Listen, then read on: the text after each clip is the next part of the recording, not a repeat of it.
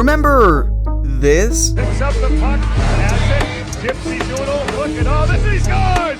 Oh my goodness, that's the move of the week! This clip from an AHL Penguins practice was shown on highlight reels and top 10s everywhere at the time. The player who pulled off this insane goal was prospect Rob Shrimp, who is often forgotten about as of today. But for those who remember him, they mostly do so for one reason, as Shrimp had some of the craziest hands possibly in the entire NHL. His ability to toy the puck like a string made fans' jaws drop to the floor, causing him to become a highlight reel sensation. But it also led to his eventual demise, as despite having silky smooth hands with an ability to wow the audience, Rob Shrimp only lasted 114 games in the NHL. But why? Well, let's go back to where it all began.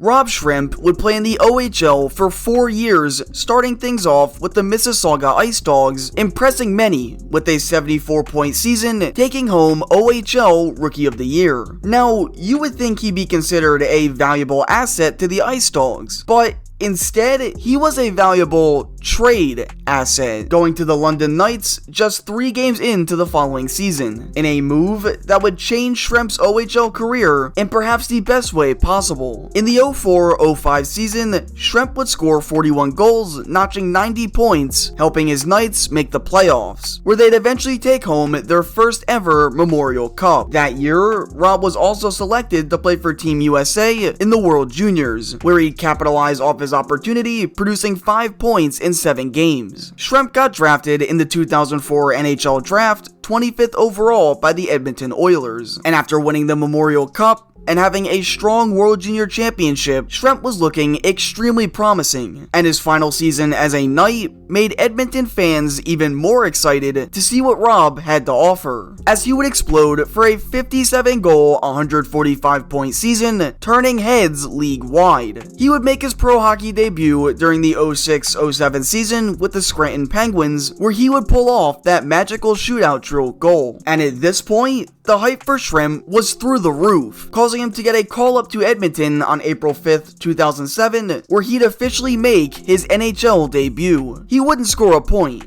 and to everyone's surprise, he wouldn't last very long, getting sent down to the AHL, producing 76 points in 78 games. Throughout the next 2 seasons, Shrimp only played in 6 games, but in his last 4 games as an Oiler, he would tally 3 assists. However, he wasn't deemed good enough to stay on the team, getting called down once again before getting picked up on waivers by the New York Islanders. On Long Island, Shrimp got more time to show his worth, consistently playing in 45 games a season with the Islanders, becoming a solid 20 to 25 point producer. Despite Rob maybe not producing to the level he was expected to on draft day, he still knew how to wow a crowd, scoring insane goals even in the NHL, including a baseball whack into the net.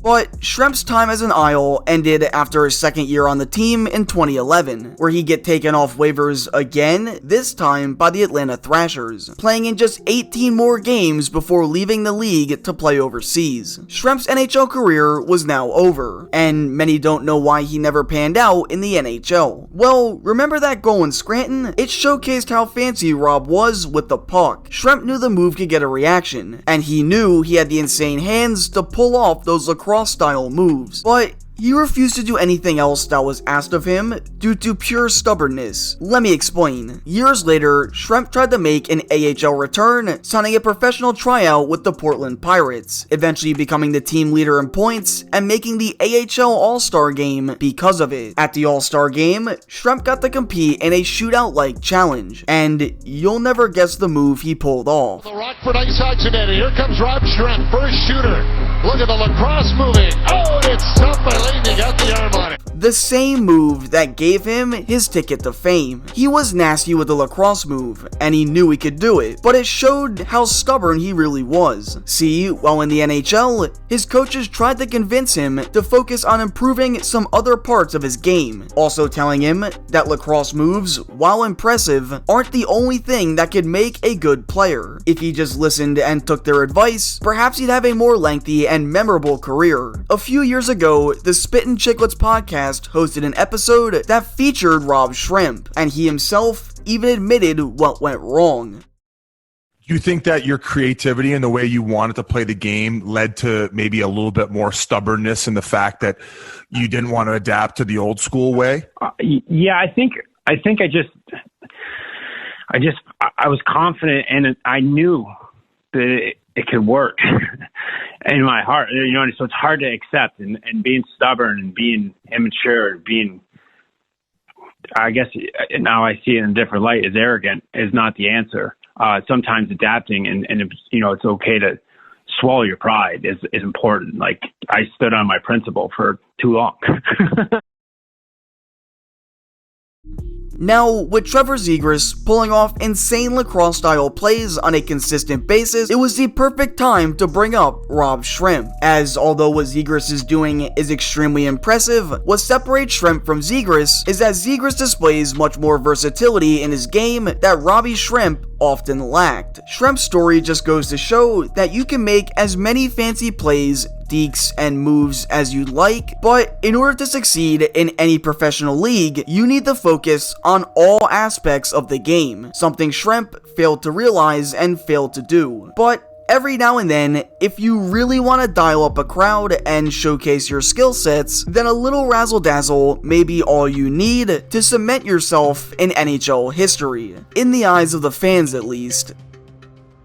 But he's got great hands, but there were a lot of people wondering about the cocky personality. I'll tell you what he is. He's a blue-collar kid from a blue-collar town, but has elite-level offensive skill.